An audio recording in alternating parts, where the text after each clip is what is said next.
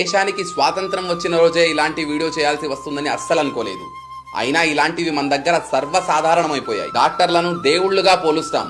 అలాంటి వాళ్లలో ఒక 31 years female on duty trainee doctor ని కోల్కతాలోని గవర్నమెంట్ హాస్పిటల్ లోపలనే కిరాతకంగా రేప్ చేసి మరీ చంపేశారు. ఒంటి మీద బట్టలన్నీ చిరిగిపోయి కళ్ల నుండి ప్రైవేట్ పార్ట్స్ నుండి రక్తం కారుతూ ఒళ్లంతా రక్తపు మరకలతో దారుణంగా చంపబడింది. దీని మీద మన సొసైటీ ఇప్పుడేం రీజన్ ఇస్తుంది?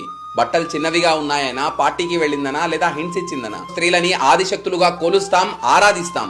కానీ ప్రాబ్లం ఏంటంటే స్త్రీలు పండగలప్పుడు మాత్రమే గౌరవించబడతారు.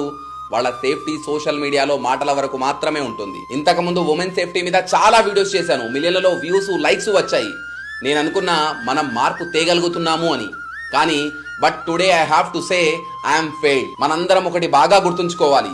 ఏ రోజు వరకైతే మన దేశంలో ఒక్క ఉమెన్ కూడా గడప దాటితే ఏదైనా జరగొచ్చు అని తమ ఇంటి నుండి బయటికి అడుగు వేయడానికి భయపడితే, ఆ రోజు వరకు we failed as a country, we failed as a society, we failed as human. ఈ డాక్టర్స్ ప్రొటెస్ట్ ని సపోర్ట్ చేస్తూ ఆ ట్రైనీ డాక్టర్ కి న్యాయం జరిగేలా పోరాడదాం. ఈ సంఘటన అందరికీ తెలిసేలా ఈ వీడియోని వీలైనంతగా షేర్ చేద్దాం.